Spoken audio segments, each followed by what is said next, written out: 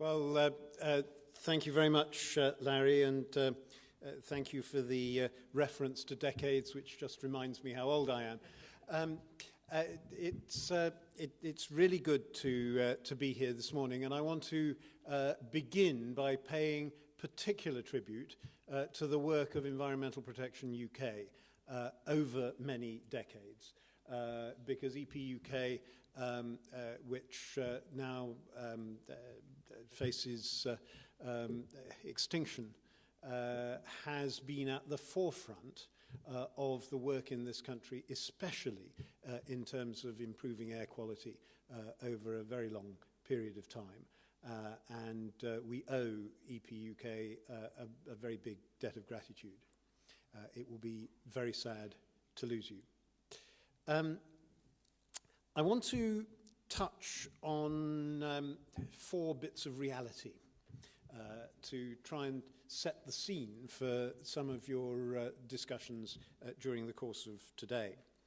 The first bit of reality is that climate change is here, it's happening, and I'm afraid it's likely to get worse. We are very shortly going to be seeing what happens in Durban in terms of an attempt to reach some sort of international accord. I'm not holding my breath, I'm afraid. The predictions that now seem to be emerging from the scientists that we are now unlikely to be able to hold the warming effect of greenhouse gas emissions to 2 degrees. If we are unable to hold the effect at 2 degrees, then very serious consequences come in train from that. And I do worry seriously that the world of politics around the globe has taken its eye off the climate change ball far too readily over the course of the last year or so. Of course, at a time of economic difficulty and recession, minds are going to turn primarily to what to do with the immediate economy, but actually, by comparison with what climate change may throw at us over a 40, 50, 60-year timescale, the current difficulties of the economy pale into some degree of insignificance. We're already seeing, of course, some of the first indications of climate change happening. And weather patterns are becoming much more erratic. And whilst we can't attribute any one incident of flooding or any one incident of drought to the direct effect of climate change, what we are seeing is the start of changes in the way that weather works, not just here but around the world, in precisely the sort of way that the climate change scientists have been telling us it is likely to happen. We in the Environment Agency have been given very recently by the government a new role to lead the process of adaptation to climate change. I mean, I have to confess I hate these words mitigation and adaptation because they don't mean very much to ordinary people. But what, of course, adaptation is all about is helping people to cope with the effects of environmental change. And that means helping people to cope with erratic weather, with floods, with droughts, with habitat change, and so forth. And the role of helping people to cope is, I believe, going to become increasingly important over the years ahead. The focus rightly up to now has been on the mitigation side of the equation, trying to prevent greenhouse gases being emitted in the first place, but the adaptation agenda is coming fast up the tracks. and is going to become increasingly important. So reality number one, climate change is happening, its impacts are real, they are already beginning to show themselves, and we have to learn much better how to cope with them over the years ahead. Reality number two, you wouldn't notice this from most political discourse around the country at the moment, but the environment and the stewardship of the environment still matters. It matters enormously to politics and to government, not just because of climate change, but because of the fundamentals of protecting our land, air and water from degradation, from adverse impact, from the things that we humans do that pose a potential threat to the natural world. And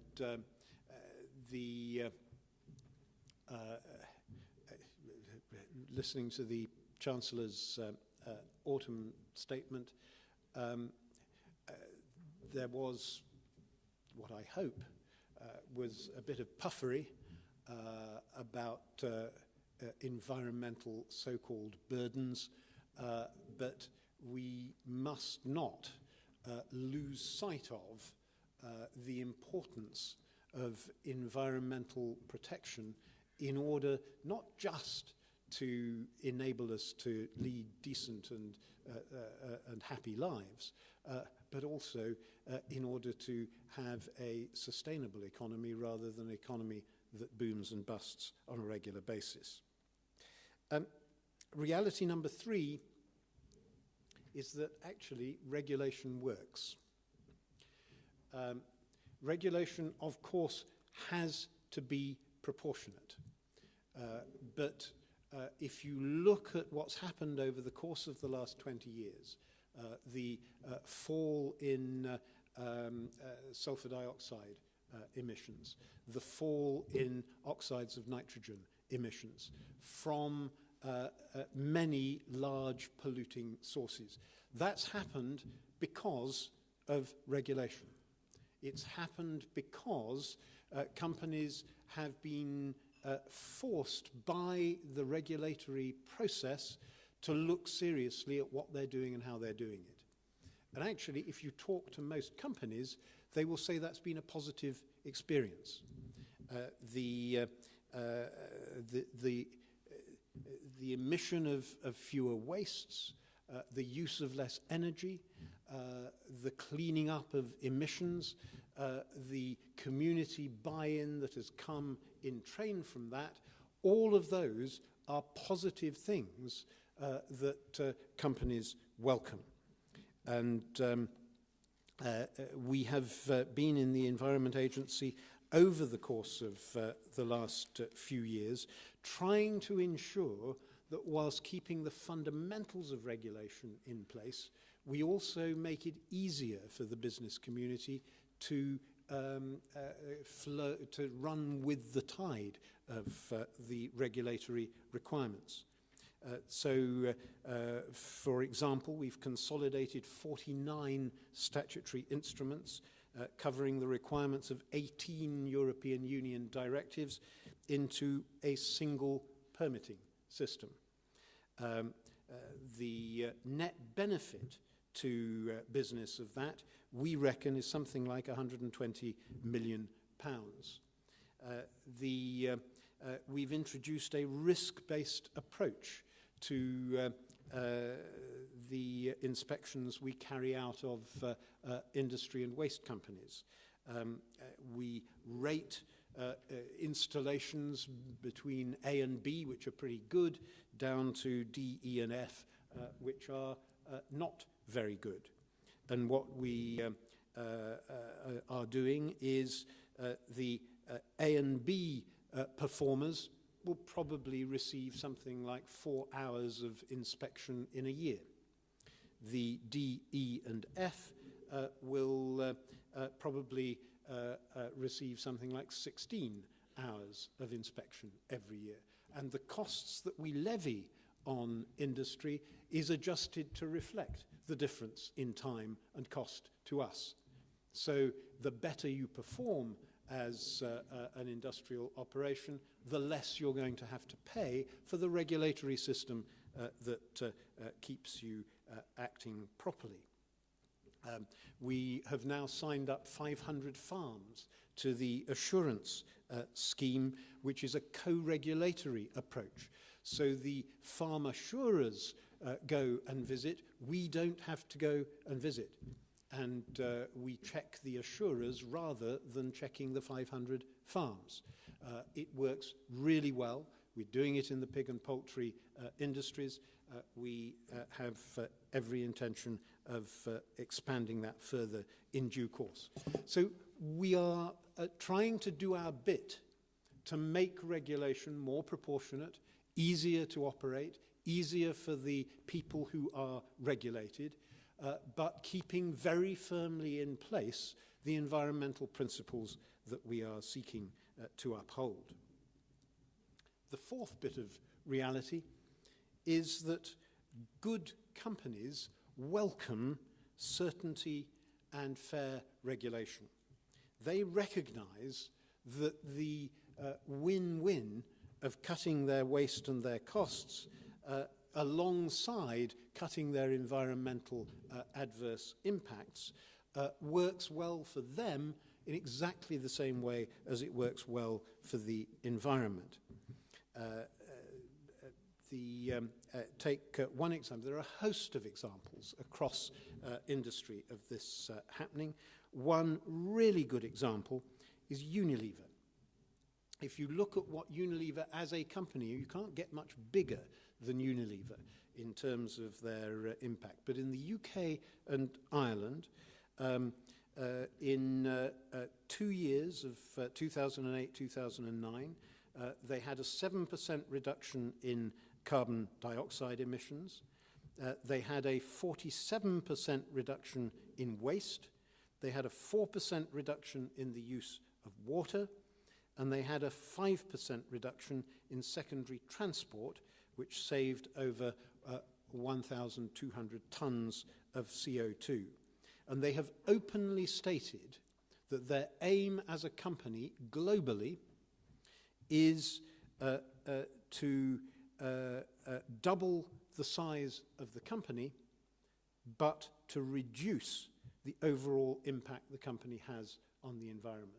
So their aim is to become at least twice as environmentally efficient going forward as they are at the moment. That's a very bold ambition for a global company, but it does show that they believe that it's possible to marry economic success with good environmental stewardship. And that lesson is one that I believe is very important for our economy as a whole. At the moment, of course, growth is the word of the moment. Everything the government seeks to do is focused on the need to stimulate economic growth. I'd sometimes wish that they'd tumbled to this thought a year and a half ago, but never mind, it is the word of the moment. But if we ignore the role that the environment can play in helping sustainable growth to happen, I think we would make a big mistake. And if you look across the industrial sectors and think, where are the opportunities for growth, for wealth creation, for new products and services to emerge? The environmental sector is actually the answer that I would put top of the list of those areas for potential. If you look, for example, at the world class work which is going on at the moment up in Orkney and Shetland on tidal and wave power, it looks as if we will begin very soon to see working models that are producing electricity for the national grid from tidal power in the seas around Orkney. If you look at the work that's now underway on offshore wind generation around the UK, there's a whole host of examples of where environmental products and services offer real opportunities to push the boundaries and do things and employ people and create wealth. One of the things we found in the Environment Agency, we have a very large pension fund. It sits under the able and expert stewardship of Larry Whitty. The Environment Agency's pension fund is deliberately invested in environmentally friendly and sensible investment opportunities. We go out of our way to ensure that our pension fund, you would expect this from the Environment Agency, we go out of our way to ensure that it is sensibly and ethically invested. By doing that, it has actually outperformed the generality of investments over the course of the last 5 to 10 years. Green investment and green growth actually work better than non-green growth. And that's a lesson that I think the government needs to keep very much at the forefront of its mind. And so whether it's looking at the local environmental impacts on water resources, on the danger of flooding, on air quality, on pollution, on the way in which we as human beings enjoy the natural things that we depend on, whether it's at a local level or at a global level in terms of what's happening to our planet as a whole, ensuring that we maintain our focus on the need for environmental care and stewardship, the need to put the word green or sustainable in front of the word growth. The need to ensure that we keep that at the forefront of everyone's mind remains very strong indeed. And I hope that your discussions today will very much help to take us along that road. Thank you.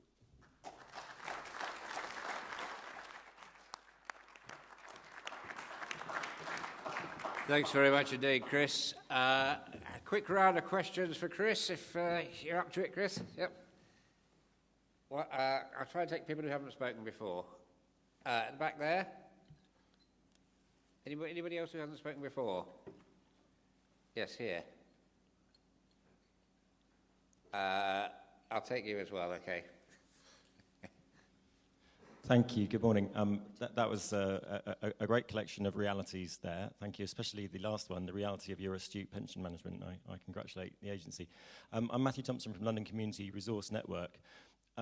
Something that struck me about your realities was the risk of competition between some of them, notably, I think, between the regimes around pollution control and the regimes around environmental protection.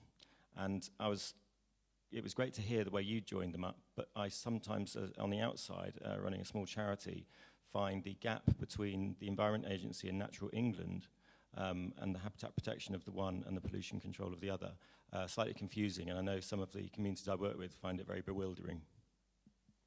Thank you.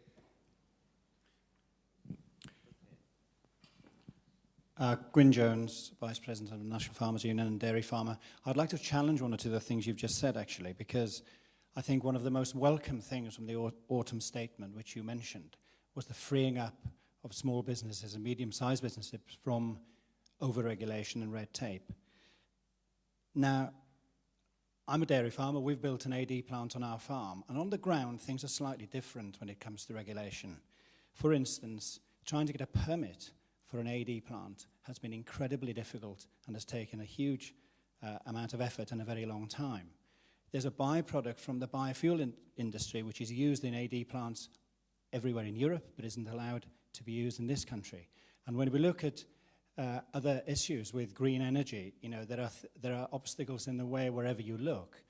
For instance, we are encouraged by the departments of climate change to go on and produce green energy, whereas DEFRA gets very worried about maize crops, it gets worried about all sorts of issues. Now, a classic example would be a large poultry unit where you have an enormous amount of chicken litter which could easily be burnt in order to provide the heating, but we have a legislative logjam in that area, and I could go on. There are many examples. So good regulation may be fine, but much regulation needs to be much more speedily addressed and needs to be much more coherent. Thank you. Thank you. Beacon Douglas. I got a grant from Unlimited, the Millennium Charity, to put together a green ration book so we could understand the impact of our everyday living, like what does that bottle of milk do, what does the flight on a plane do, etc. And I found that the small group we got together was pretty knowledgeable and could get to grips with the problems.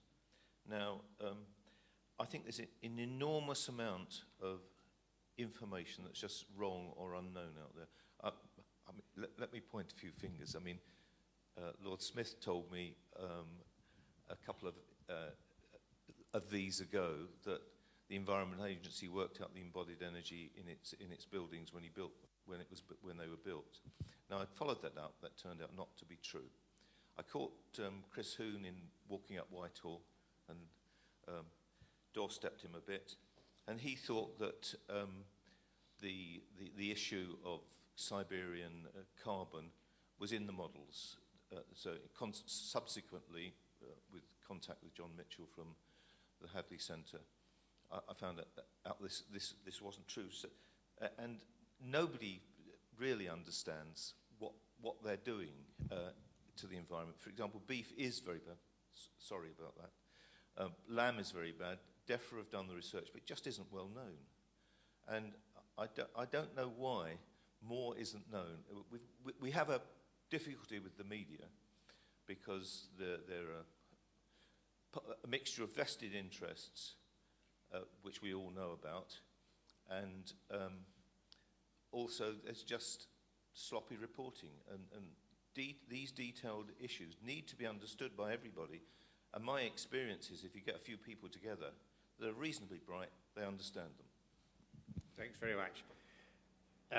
Chris, I'm going to ask Vicky to comment on that middle one there. Chris. First of all, on the last one, actually I didn't say that we took account of embodied carbon in our buildings. I said I didn't know, but I would try and find out. The point about if you get a small group of people together and talk them through some of the issues, there is a ready understanding, is absolutely true. What we haven't yet cracked is the ability to communicate those same sort of things with the same degree of success on a nationwide or global-wide scale. People sort of wake up when big events happen. When Hurricane Katrina happened in America, awareness of environmental issues went rocketing up, and then it again came rocketing down again. When we get a big event of flooding here in the UK, again you get a surge in interest and awareness, and then it tails off again. Finding ways of relating environmental change and environmental issues to the felt experience of people in their everyday lives, it is something that we need constantly to find better ways of doing. The competition between different environmental objectives, be it pollution control or flood protection on the one hand, and environmental or habitat protection on the other.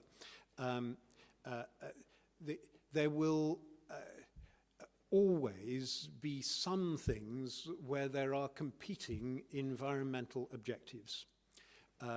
The most obvious example, and it relates a little bit to part of the question from the NFU, is small-scale hydropower on rivers. Small-scale hydropower can generate electricity in a renewable way. It can add in relatively small fashion, but it can nonetheless add to our objectives for decarbonising our energy production. At the same time, however, putting a turbine into a river can potentially destroy the ecology, and especially the fish ecology of the river. And making sure that we do things in a way that balance these objectives, that tries to find the win-win, that enables us to have the turbine generating electricity, but also have the fish pass that opens up the higher reaches of the river to the fish, trying to make sure that we can get the best of both of these objectives is sometimes difficult, it's sometimes impossible, but frequently it is possible, and we need to try and find that way of doing it. And we're increasingly working very closely with both Natural England and CCW in trying to make sure that we have common objectives and we have common ways of approaching those objectives. And as you'll know, in Wales, there will soon be a single environment body that brings together all the aspects of environment into one body, and those sort of issues will have to be part of the daily stuff of how that body goes about doing its work. On the challenge from the NFU, I readily admit that sometimes the regulatory process can be slow, it can be difficult, it can be burdensome.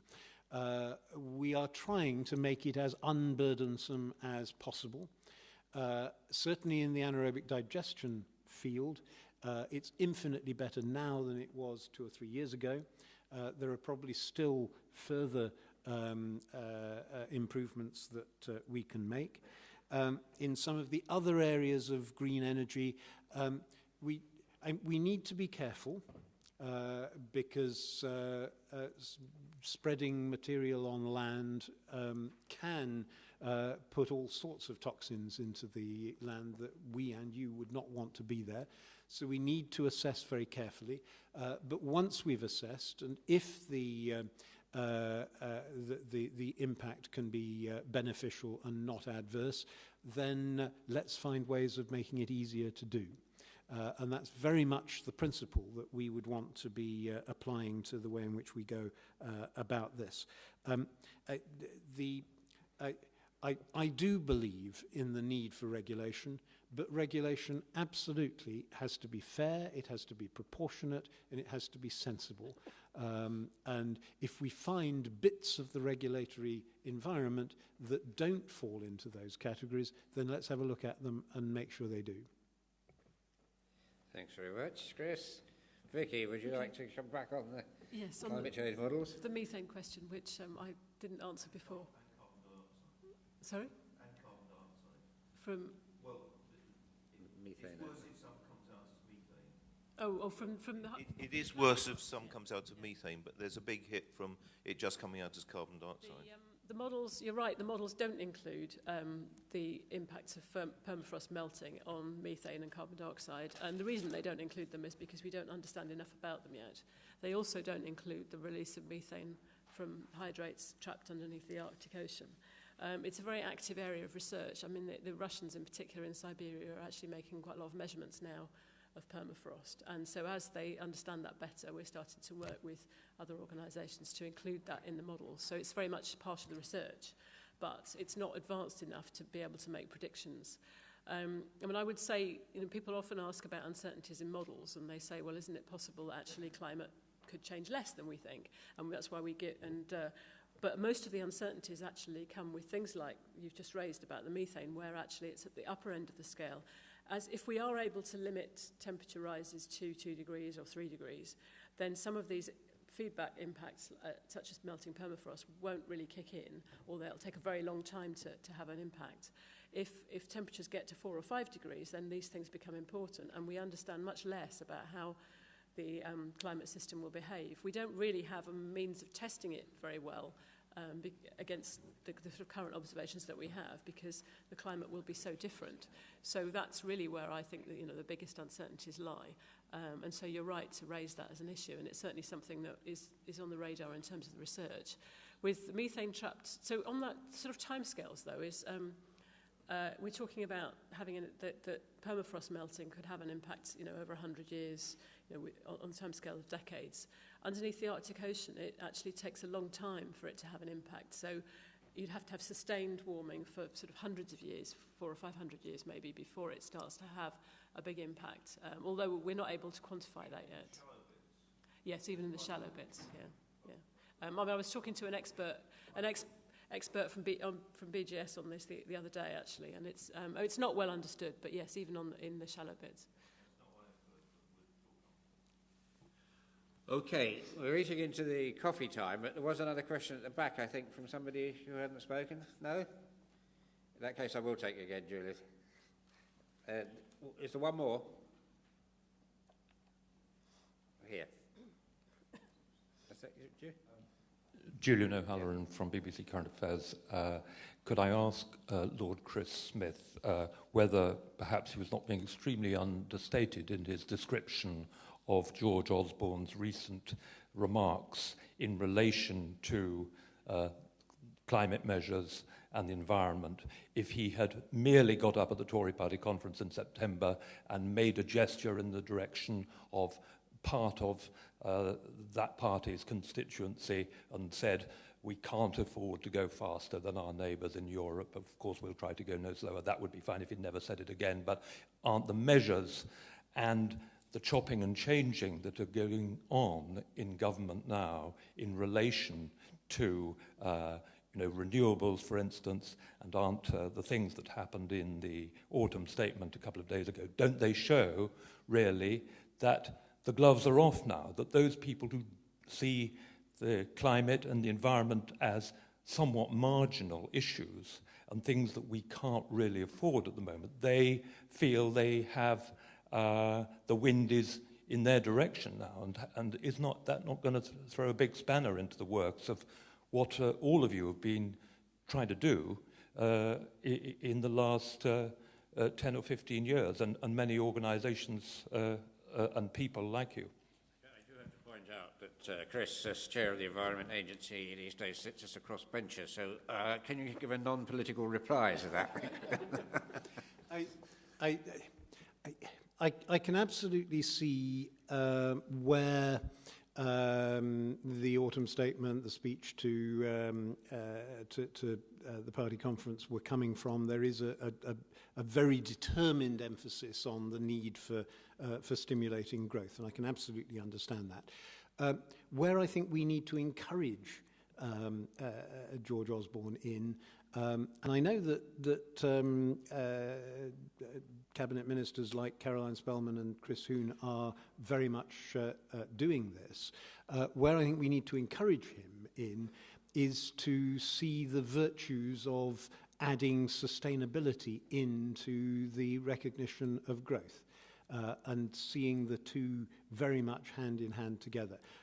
I think we can do that because the case is strong and industry wants that to happen. I mean, industry wants certainty, but it also wants sustainability. And I think just making that case is important. Thanks very much, Chris. And thanks to Frank and to Vicky for this session. I'll now let you go to coffee. You've got about 20 minutes to network, as they say. Then can you all go to the groups? Does everybody understand where they're going for their groups? Okay, and be back here at the end of your groups for 12:25, 12:30, when we have John Taylor, the Minister, to address us. Thanks very much, everybody who's contributed to that session, and those who have listened intently. I haven't, incidentally, yet had a question over the ether, so if there are any for the next session, could we please get them in? But thank you all very much, and particularly to the panel here. Thanks a lot.